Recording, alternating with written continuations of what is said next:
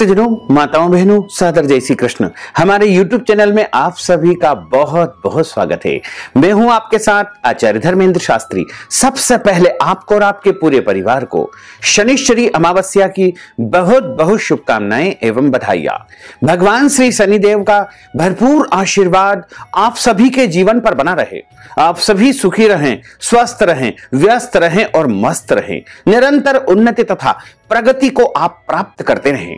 भाद्रपद माह के कृष्ण पक्ष की जो अमावस्या होती है उसे पोला अमावस्या के नाम से जाना जाता है तथा इसे पिठोरा अमावस्या के नाम से भी जाना जाता है। इस बार पोला एवं पिठोरा अमावस्या जो कि 27 अगस्त 2022 शनिवार के दिन है। शनिवार के दिन अमावस्या होने से शनिश्चरी अमावस्या का महासंयोग इस बार निर्मित हो रहा है और इस दिन खास बात यह है कि लगातार 2 दिनों तक इस बार अमावस्या तिथि रहेगी।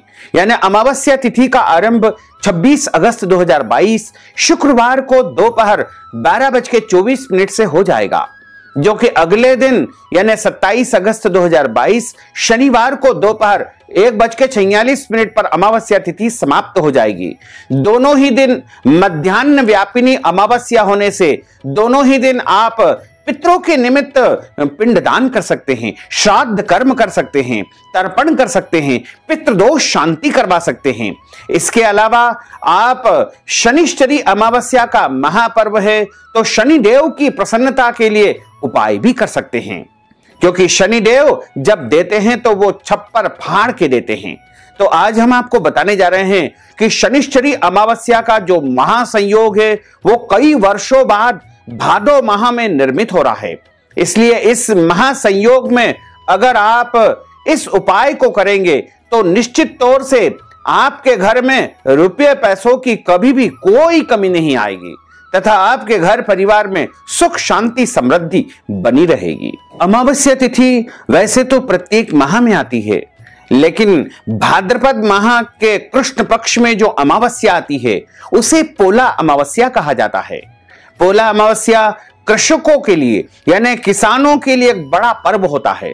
इस दिन कृषक वर्ग अपनी फसल के समस्त कार्यों से यानी बुआई से, निंदाई से, गुड़ाई से निवृत्त हो जाते हैं तथा अपने बैलों को विश्राम करवाते हैं और अपने बैलों की पूजा करते हैं, अपने बैलों का वो सम्मान करते हैं तथा कृषक वर्ग इस दिन विशेष रूप से पोला अमावस्या का पर्व मनाते हैं।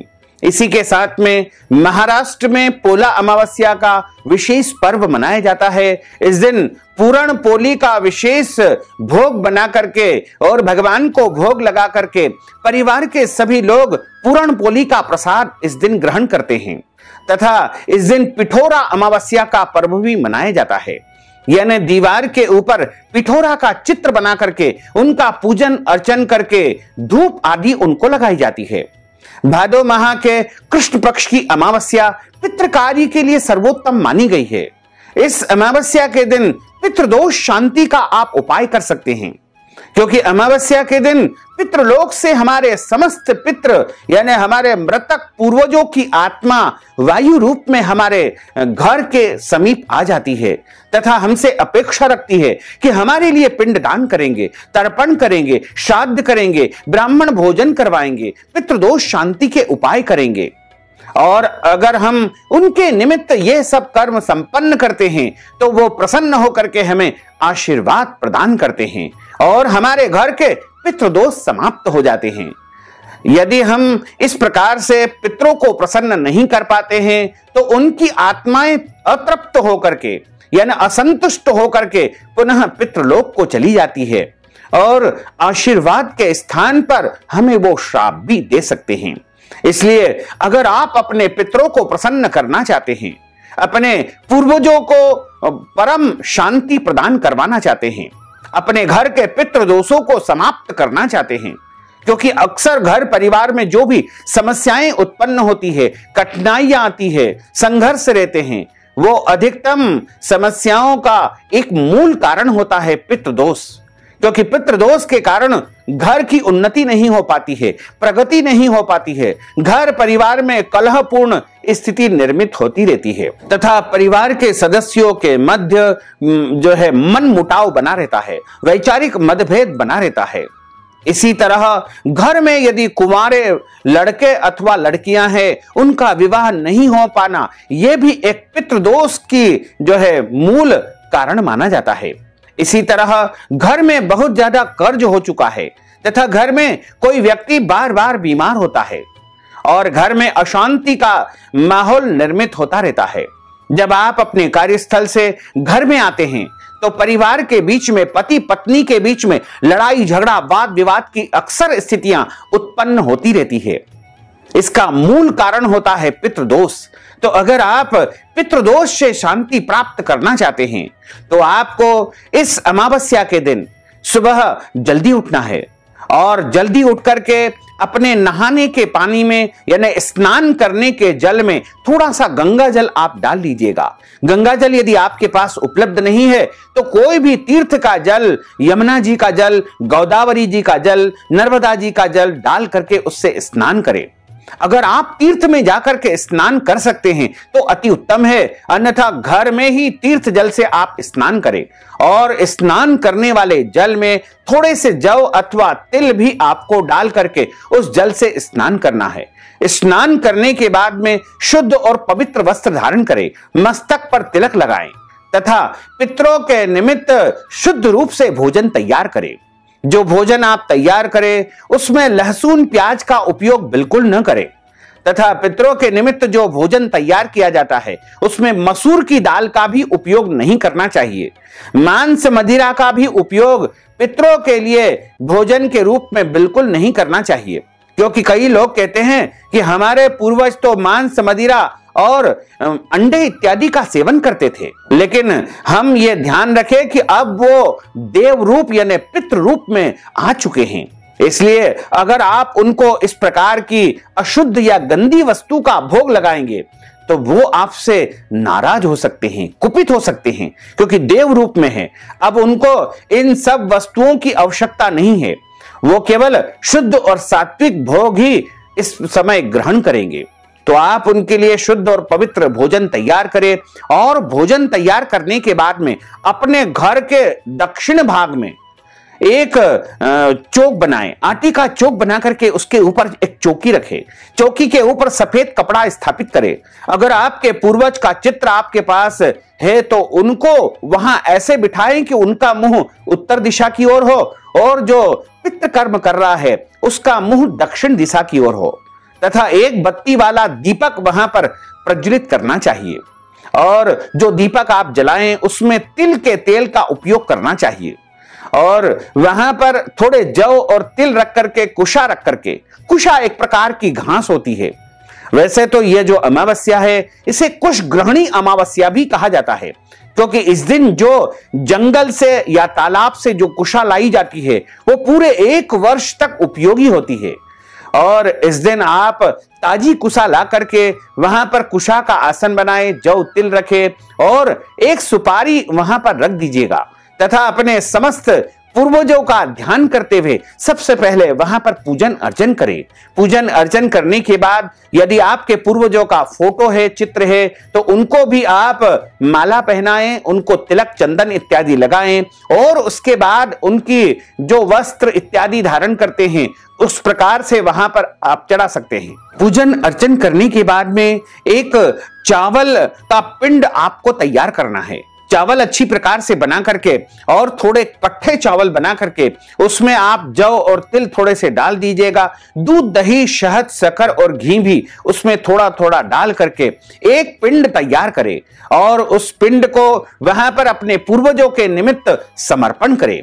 उसके बाद एक पात्र में, तांबे की थाली में अथवा पीतल की थाली में आप कच्चा दूध रखें, थोड़ा सा जल डालें, गंगा जल डालें और जव तिल डाल करके कुशा के माध्यम से उनको जलांजलि प्रदान करें, जिसे तर्पण कहा जाता है। इस विधि को आप किसी विद्वान ब्राह्मण को बुला करके उनके माध्यम से भी संपन्न करवा सकते हैं। तो अपने पूर्वजों की आत्मा की तृप्ति के लिए, उन्हें मोक्ष प्रदान करवाने के लिए आप पिंडदान करें, तर्पण करें और उसके बाद एक बिना नमक की रोटी तैयार करें और उस बिना नमक की रोटी को अच्छी प्रकार से पहले ठंडी कर लेवे और उसका चूरा बना लेवे तथा उसमें गुड़ और घी मिला करके एक कंडा जला करके उसकी अंगीठी जो हम जलाते हैं यानी अग्नि तैयार करते हैं, उसको किसी भी मिट्टी के या तांबे के पात्र में रख करके और जो गुड़ घी और बिना नमक की रोटी आपने तैयार की है उसको अच्छी प्रकार से मिला करके 5 आहुति प्रदान करें तथा उसके आसपास जल घुमा करके प्रार्थना करें, आरती उतारे, पूर्वजों से प्रार्थना करें कि हे पितृदेवता, हम आपके निमित्त जो भी कर्म कर रहे हैं उसको आप स्वीकार करें। हमारे द्वारा जो भी गलती से या जाने अनजाने में कोई भी भूल हो गई है तो उसे आप क्षमा करें और हमने जो आपको पिंड दान किया है, तर्पण किया है, धूप प्रदान की है, उसको आप स्वीकार करें। इस प्रकार आप पितरों से, अपने पूर्वजों से प्रार्थना करें तथा उनका पूजन अर्चन करें और पूर्वजों की आत्मा की शांति हेतु इस अमावस्या के दिन ब्राह्मण को भोजन करवाना चाहिए। अगर आप ब्राह्मण को अपने घर बुला करके भोजन नहीं करवा सकते हैं तो इस निमित्त ब्राह्मण को भोजन की सामग्री का दान करना चाहिए, जैसे आटा, दाल, चावल, घी, शक्कर इत्यादि का दान करें अथवा आप ब्राह्मण को इस हेतु नगद राशि दक्षिणा स्वरूप भी प्रदान कर सकते हैं। ब्राह्मण को इस दिन अन्नदान करना चाहिए, गौदान करना चाहिए और यदि आपसे बन सके तो इस दिन स्वर्ण दान करने का भी विशेष महत्व माना जाता है। और इस प्रकार आप इस अमावस्या के दिन पितरों के निमित्त जितना हो सके अधिकस्य अधिकम फलम, यानी आपसे जितना बन सके, जितनी शक्ति हो, जितना सामर्थ्य हो, उसके अनुसार आप पूर्वजों के निमित्त, अपने पितरों के निमित्त कर्म करें तथा उनसे प्रार्थना करें। और इस अमावस्या के दिन अगर आप शनिदेव की कृपा को प्राप्त करना चाहते हैं तो शनि मंदिर में जाकर के शनिदेव के यहां सरसों का तेल अर्पण करें, काले तिल उनको चढ़ाएं, काले उड़द चढ़ाएं, काले वस्त्र चढ़ाएं, लोहा चढ़ाएं और दक्षिणा उनको चढ़ाएं और हाथ जोड़ करके शनिदेव से आप प्रार्थना करें। अगर आपको शनिदेव की 7.5 चल रही है या फिर अढ़ैया शनि चल रहा है तो आप विशेष रूप से इस दिन शनि शांति अनुष्ठान या शनिदेव की पूजा पाठ किसी विद्वान ब्राह्मण से भी संपन्न करवा सकते हैं। और अगर आप शनिदेव की विशेष कृपा को प्राप्त करना चाहते हैं तो आपको इस शनि अमावस्या के दुर्लभ संयोग में पीपल के पेड़ के पास जाकर के पीपल के पेड़ में आपको दूध और जल मिला करके वहां चढ़ाना है, शुद्ध घी का दीपक लगाना है, उसके बाद थोड़ा सा सरसों का तेल पीपल की जड़ में आपको डाल देना है। स्पर्श इस दिन आपको यदि चाहें तो कर सकते हैं, लेकिन ध्यान रखें कि दूर से ही पीपल को जो है पूजन अर्चन करना चाहिए। वैसे तो शनिवार का दिन है इसलिए पीपल को आप स्पर्श करेंगे कोई दोष नहीं लगेगा, लेकिन ध्यान रखें कि बिना स्नान किए आपको कोई भी कर्म नहीं करना है और हाथ जोड़ करके पीपल के यहां प्रार्थना करें कि हमारे घर में जो भी संकट है, वो कष्ट है, वो आप दूर कर दीजिएगा और अपने मन की इच्छाओं को, मनोकामनाओं को वहां पर आपको प्रकट करना चाहिए। इस प्रकार से इस उपाय को आप 26 तारीख को भी कर सकते हैं, 27 तारीख को भी कर सकते हैं, क्योंकि दोनों दिन इस बार अमावस्या का दुर्लभ संयोग बन रहा है। तो आप इस उपाय को सुबह से लेकर के शाम तक कभी भी कर सकते हैं, लेकिन ध्यान रखें सूर्यास्त के बाद में पीपल के पेड़ के पास आपको नहीं जाना है, यानी सूर्यास्त के पहले पहले इस उपाय को आपको कर लेना चाहिए। इस अमावस्या को कुश ग्रहणी अमावस्या के अलावा पितृ कार्य के लिए विशेष रूप से मानी गई है और इसे भादो अमावस्या के रूप से भी जाना जाता है। अमावस्या के दिन आपको किसी भी तरह दूसरे के घर का भोजन यानी अन्न नहीं खाना चाहिए, क्योंकि आप यदि ब्राह्मण है तो आपको कोई दोष नहीं लगेगा, लेकिन अगर आप दूसरे के घर का भोजन करेंगे तो वह पुण्य उनको प्राप्त हो जाएगा।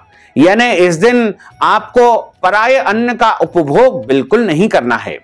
अमावस्या के दिन दाढ़ी कटिंग शेविंग नहीं करवाना चाहिए और नाखून भी नहीं काटना चाहिए। अगर आप किसी तीर्थ में जाकर के पितृदोष शांति करवाते हैं तो वहां पर मुंडन करवाने का भी विधान होता है, अतः आप मुंडन करवा सकते हैं। मुंडन करवाने का कोई दोष नहीं माना जाता है, लेकिन साधारण तौर पे आपको दाढ़ी कटिंग शेविंग नहीं करवाना चाहिए और नाखून भी नहीं काटना चाहिए।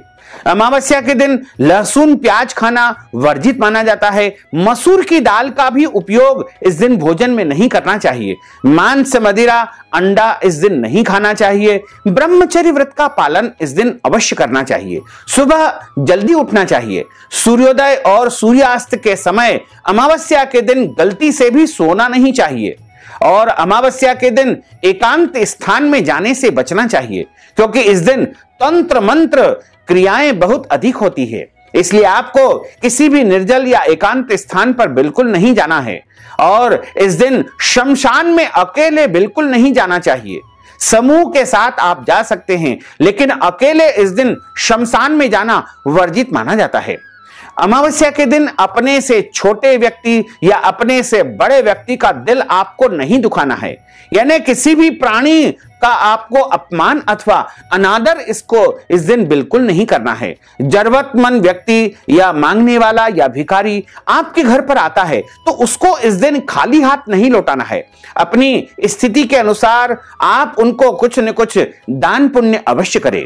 अमावस्या के दिन क्रोध न करे, विवाद न करे, घर को साफ सुथरा रखे, क्योंकि जब आपका घर स्वच्छ रहेगा, पवित्र रहेगा, तो आपके घर में देवी देवताओं की कृपा बनी रहेगी, पूर्वजों की कृपा बनी रहेगी। इसलिए आप इस अमावस्या के दिन अपने घर को गंदा न करें।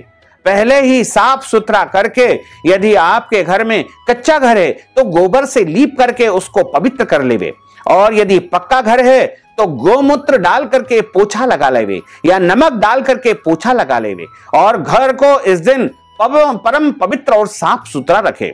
अमावस्या के दिन पूर्वजों की आत्मा की तृप्ति के लिए चींटियों को आटा और शक्कर भी खिलाना चाहिए तथा इस दिन जलाशय में, तालाब में, बावड़ी में, समुद्र में जाकर के आटे की गोलियां बना करके और मछलियों को खिलाने से भी पितृदोष से शांति प्राप्त होती है। तथा इस दिन पीपल के पेड़ का, बड़ के पेड़ का पूजन करने का भी विशेष विधान है और अमावस्या के दिन वृक्षारोपण करने से भी महान पुण्य फल की प्राप्ति होती है। आप अपने पूर्वजों के निमित्त, पितरों के निमित्त इस अमावस्या के दिन वृक्षारोपण कर सकते हैं। वृक्षों की रक्षा का संकल्प भी इस दिन कर सकते हैं। इसी तरह अपने मृतक पूर्वजों की आत्मा की तृप्ति के लिए आप असहाय लोगों को, रोगियों को फल का दान कर सकते हैं, दवाई का दान कर सकते हैं, क्योंकि औषधि का दान करना और फल का दान करना बहुत ही पुण्यकारी माना जाता है। और घर में आप जो है गुड़ घी की धूप अवश्य लगाएं। अपनी पानी की पंडेरी, जहां पर आपका जल का स्थान होता है, वहां पर भी साफ सुथरा करके अमावस्या के दिन आपको दीपक अवश्य लगाना चाहिए। इस दिन तुलसी माता का पूजन भी अवश्य करना चाहिए और गौ माता का पूजन भी करना चाहिए। गौ माता को रोटी अवश्य ही खिलाना चाहिए तथा इस दिन कुत्ते को भी रोटी खिलाना चाहिए, कौवे को रोटी खिलाना चाहिए और गरीब व्यक्ति को और अन्य जो भी असहाय या जरूरतमंद व्यक्ति होते हैं उनको भी आपको भोजन का दान अवश्य करना चाहिए। तथा इस दिन आप तीर्थ में जाकर के दान पुण्य कर सकते हैं, तीर्थ में जाकर के स्नान कर सकते हैं, क्योंकि इस दिन तीर्थ स्नान का और तीर्थ में दान पुण्य का बहुत अधिक पुण्य फल आपको प्राप्त हो सकेगा। तो अगर आप इस अमावस्या के निमित्त हमारे माध्यम से पितृदोष शांति करवाना चाहते हैं, पितरों की आत्मा की तृप्ति के लिए कोई भी दान पुण्य करना चाहते हैं, पितरों की शांति के लिए अपनी ओर से आप कोई पूजा पाठ अनुष्ठान हमारे माध्यम से संपन्न करवाना चाहते हैं, या फिर अपने पूर्वजों की आत्मा की तृप्ति के लिए ब्राह्मण भोजन करवाना चाहते हैं, वस्त्रदान, अन्नदान, गोदान या कोई भी दान पुण्य आप इस भाद्रपद पौला पिठोरा अमावस्या के निमित्त करना चाहते हैं, तो आप हमारे पेटीएम के माध्यम से, गूगल पे के माध्यम से, फोन पे के माध्यम से या अकाउंट नंबर के माध्यम से नगद राशि पहुंचा करके इस अमावस्या तपस्या का संपूर्ण पुण्य लाभ प्राप्त कर सकते हैं। साथ ही आपसे अनुरोध है कि हमारे इस ज्ञानवर्धक वीडियो को अधिक से अधिक लोगों को शेयर करिएगा, लाइक करिएगा, कमेंट करिएगा, और यदि अभी तक आपने सब्सक्राइब नहीं किया है तो अभी और इसी समय सब्सक्राइब अवश्य कर लीजिए, ताकि इसी प्रकार की ज्ञानवर्धक वीडियो आपको सबसे पहले प्राप्त हो सकेगी। आपको और आपके पूरे परिवार को सादर जय श्री कृष्ण, सादर धन्यवाद।